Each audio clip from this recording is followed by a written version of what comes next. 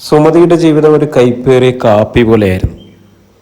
ഒരു കൈത്താങ്ങാവേണ്ട ഭർത്താവ് കാലത്തിൽ പൊലിഞ്ഞപ്പോൾ അവളും ഏകമകളും മീരയും ഒറ്റപ്പെട്ടുപോയി. തുച്ഛമായ ജോലിക്ക് വീടുകളിൽ ജോലി ചെയ്താണ് അവൾ മീരയെ പോറ്റി വളർത്തിയത്. അവളുടെ ലോകം മീരയിൽ ഒതുങ്ങിയിരുന്നു. മീരയുടെ പുഞ്ചിരി മാത്രമായിരുന്നു ആ ജീവിതത്തിലെ ഏക മധുരം. വർഷങ്ങൾ കടന്നുപോയെങ്കിലും സുമതിയുടെ ദുരിതത്തിന് ശമനം ഉണ്ടായിരുന്നില്ല.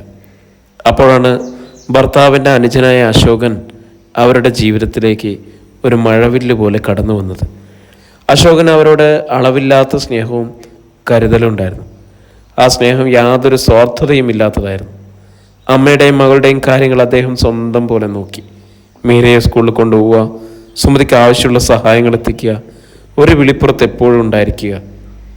പതിയെ പതിയെ അശോകൻ്റെ സാന്നിധ്യം സുമതിയുടെയും മീരയുടെയും ജീവിതത്തിൽ നിറം പകർന്നു തുടങ്ങി.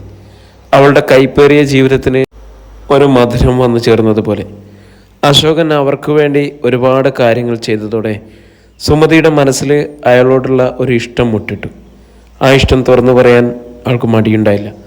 അശോകനും സുമതിയെ ഏറെ ഇഷ്ടപ്പെട്ടിരുന്നു. അങ്ങനെ അവരൊരുമിച്ച് ജീവിക്കാൻ തീരുമാനിച്ചു. സന്തോഷകരമായ ഒരു പുതിയ ജീവിതത്തിൻ്റെ തുടക്കമിടുകയായിരുന്നു അവർ. പക്ഷെ സുമതിയുടെ സന്തോഷം അധിക നാൾ നീണ്ടില്ല. ഒരു കാര്യം അവളെ വല്ലാതെ അലട്ടാൻ തുടങ്ങി: മീരയുടെ പെരുമാറ്റം. ചെറിയച്ഛൻ എന്ന നിലയിൽ അശോകൻ മീരയെ സ്വന്തം മോളെ പോലെയാണ് കണ്ടിരുന്നത്. മീരയ്ക്ക് വേണ്ടി പുതിയ ബാഗ് വാങ്ങിക്കൊടുക്കുമ്പോഴും ഇഷ്ടമുള്ള പലഹാരങ്ങൾ വാങ്ങി വരുമ്പോഴൊക്കെ അവൻ സ്നേഹത്തോടെ അവളെ അടുത്തേക്ക് വിളിക്കായിരുന്നു. എന്നാൽ മീര അശോകനിൽ നിന്നും മനഃപൂർവ്വം അകലം പാലിക്കാൻ തുടങ്ങി. അവൾ ചെറിയച്ഛൻ്റെ സ്നേഹം കണ്ടില്ലെന്ന് നടിക്കാൻ തുടങ്ങി. അശോകൻ അടുത്തു വരുമ്പോൾ അവൾ പെട്ടെന്ന് റൂമിലേക്ക് പോവുകയോ ഫോണിൽ ശ്രദ്ധിക്കുകയോ ചെയ്യുമായിരുന്നു. ആദ്യം സുമതി അത് കുട്ടിയുടെ മനോഭാവമായിട്ട് കരുതി. എന്നാൽ ഇത് പതിവായപ്പോൾ അവൾക്ക് സങ്കടമായി.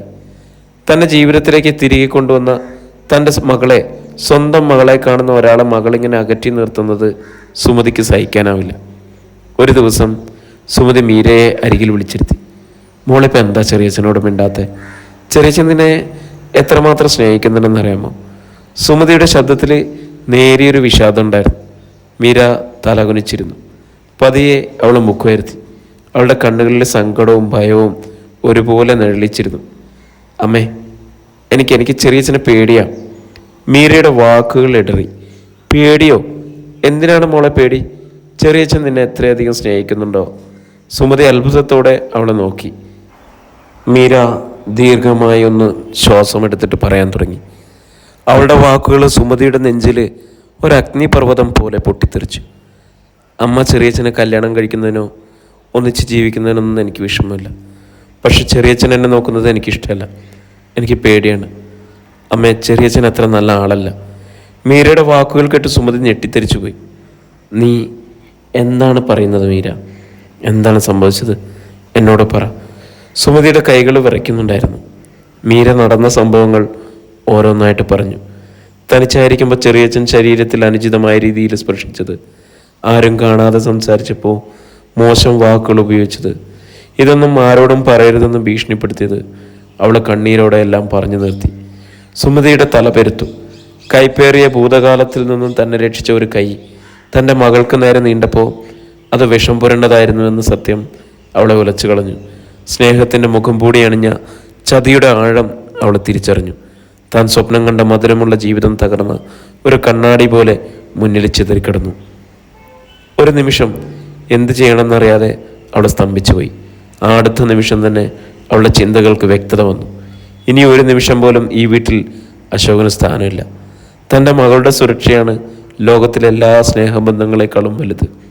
ആ രാത്രി തന്നെ മീരയെ ചേർത്ത് പിടിച്ചു അവൾ. ആ വീട് വിട്ടിറങ്ങുമ്പോൾ സുമതിയുടെ മനസ്സിൽ ഒരൊറ്റ ചിന്ത മാത്രമേ ഉണ്ടായിരുന്നുള്ളൂ: താൻ ഇനി ആർക്കു വേണ്ടിയും തൻ്റെ മകളുടെ പുഞ്ചിരി പണയം വെക്കില്ല എന്ന്. നമുക്ക് ചുറ്റും എത്ര കാര്യങ്ങളാണില്ലേ നടക്കുന്നത്. ഇതും അതുപോലൊരു സംഭവമാണ്. വീണ്ടും കാണാം.